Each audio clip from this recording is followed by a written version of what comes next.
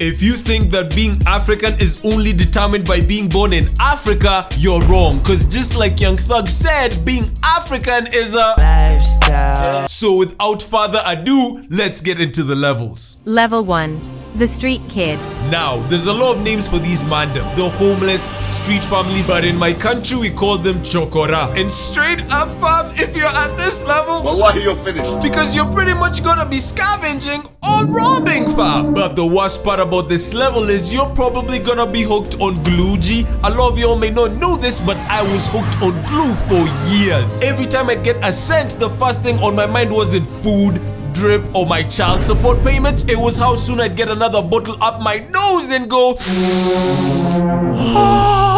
But I'd like us to make a difference in these kids' lives. Look, I know you've got old clothes or food you'll probably throw away. After this video, just Google children homes near me and go help out. It might not seem like much, but that one pair of shoes or jeans you don't wear anymore could change a child's life. And speaking of helping out the underprivileged, how about helping me out by liking and subscribing, G? Look, don't let my posh accent fool you. Every time I check my bank account, all I see is zero. Level 2.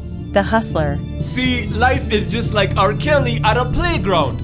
It's hard. So the fact that you're a small business owner in an African country where all your politicians do is steal taxes and take trips to Hawaii is enough to make anyone go Nah, real talk, I almost snapped the other day. I'd been working from 5 a.m. to 11 p.m. and just got home, right? So since it's late, I decided to put on the news, only to find out that our politicians had just stolen another 3 billion. That's the 4th time this week. Are we just ATMs to these people? The outside of my crib looks like the Kalahari Desert fam. It's all dusty. We've been trying to get a road built for the last 5 years while these mandem are like rich.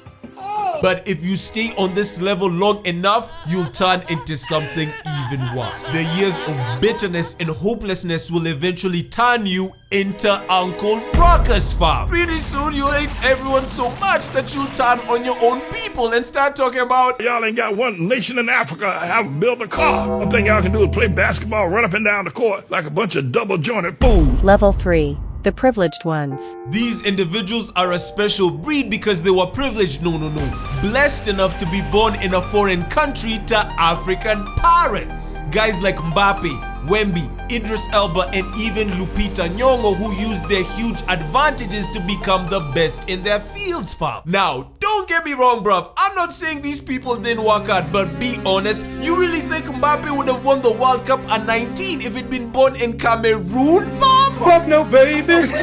Nah, if Mbappe had been born in Cameroon, the only cup he'd have is the one he'd used to beg for money. Bro would be like, Spare change, ma'am. But I'm gonna be real with you. Every time we, the normal Africans, watch their level 3s, we go, it should have been me, not him. Cause real talk, if the average African was in that position, we'd win every trophy. We'd be like Itoshi Rin on that bitch talking about, dude, have you ever played football with your life on the line?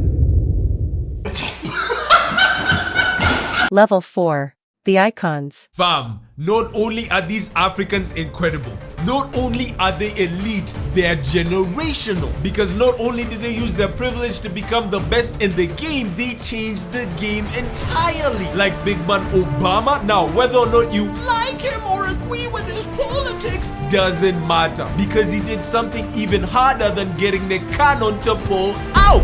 He became the first black US president, fam. Now, did being light-skinned help? Yeah, baby. But not everyone on this level had the privilege of being born overseas. Some of them were born in the motherland, like one of the biggest new artists of this generation, Tyler. Because not only did Geldem put us on the map, she also gets extra points for looking pink. Talking about, make me sweat, make me water. Geldem better chill before I make her a mother. Level 5. The Cheat Codes. Before we start, please like, subscribe, and comment what you think about the vid. Guys, let me let y'all in on a little secret. Everyone below this level is a dumbass because they relied on hard work and determination to get their success. On the real, only suckers work. Real G's get people to work for them. See, we don't need to be as tall as Wemby or as fast as Mbappe or even as funny as Trevor. No, no, no. You're thinking too small, G. See, when I was a kid, I had a different dream. While every other kid wanted to be a pilot, lawyer, or even a doctor, I wanted to be a politician, fam. While they looked up to Superman, Spider-Man, or even Johnny Sins, I looked up to the generational talent that is Jacob Zuma, fam. What, you just got charged with 16 counts of corruption, fraud, and money laundering? Just pull a Shaggy and go, wasn't me. What, you just got a mandatory court case arraigned against you? Just don't go. You're president, fam. So you're clearly busy, right? Nah, this man is a goat. And the best part is you can steal millions on the daily and take trips all over the world. Best believe no. When I get to this level, I'm going hard. I'm taking weekly trips to Japan, Korea, Thailand. What did he say? And don't you act surprised, fam. You've always known this. I did Africa versus Asia 1, Africa versus Asian 2, Africa versus Asian 3, and then I did Africa versus China 1 and 2. And you're telling me you still didn't pick up on my true intentions? Let me spell it out for you then. If she ain't Asian, I ain't chasing. If it ain't sushi, it ain't juicy. If she ain't squinting, I ain't sprinting. If it ain't rice, it ain't nice. You fail. Level 6. The billionaire. Originally, I'd recorded this segment talking about the billionaire Aliko Dangote. Then it hit me. Why talk about the richest man in Africa when I can talk about the African who's the richest man in the world?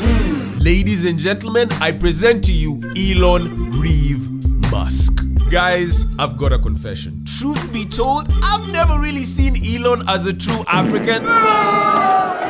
That was until I read his story. I know, research of all people failed to do my research. Because after reading his story, bro is more African than I am. Because do y'all know what Elon did at 17? He literally went to Canada because he got drafted into the South African army. Mans was like, so they want me to go and fight and die for this country. My brother, I don't even like the jollof here. I'd rather go fight mosquito in Canada. And when he finally got to America, he was broke. He didn't even have a bed to beat his meat in. Tell me that's not the African immigrant grind set at work, fam. Finally, after making some money, he wasn't just calm with one business. No, like a true African man, he set up 5. PayPal, Tesla, SpaceX, and even Neuralink. Mr. Musk, I'd like to apologize because I clearly misjudged you. Because man's got so rich, so wealthy that instead of sending money home like a waste man, he's out here sending rockets to space. Nah, I already know all the other African billionaires are watching like, I just can't fucking compete! Level 7, the ones above all. Now, these are people,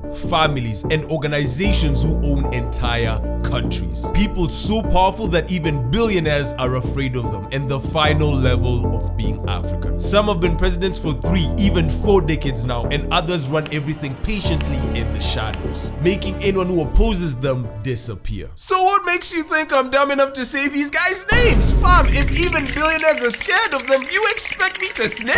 Oh, hell no!